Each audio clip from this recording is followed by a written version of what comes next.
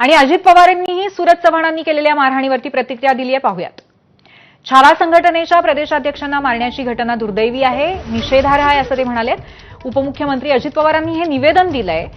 कोणत्याही हिंसेला, असभ्य वर्तनाला माझा ठाम विरोध आहे असं त्यांनी स्पष्टपणे म्हटलंय.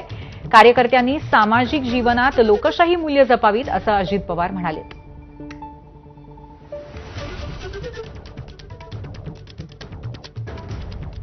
तर छावा संघटनेच्या प्रदेशाध्यक्षांना मारण्याची जी घटना घडलेली होती त्या अनुषंगाने आता अजित पवार यांनी सुद्धा महत्त्वाचं असं विधान केलेलं आहे.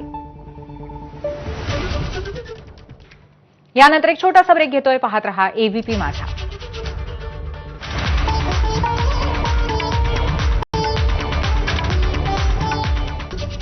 तटकरेंवर अशा प्रकारे पत्ते फेकणं चुकीचंच आहे, परंतु त्यानंतर छावा संघटनेच्या कार्यकर्त्यांना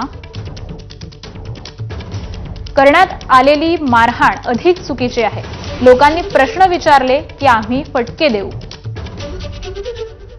हाणामारी करू आणि विरोध चिरडून टाकू हा संदेश सत्ताधारी देऊ पाहत आहेत का? जंगली रमी पे आओ ना महाराज. तर जितेंद्र आव्हाड यांनी एक पोस्ट करत म्हटलेलं आहे, सुनील तटकरेंना कृषी मंत्री माणिकराव कोकाटेंबद्दल प्रश्न विचारतात राष्ट्रवादीचे पदाधिकारी चिडले.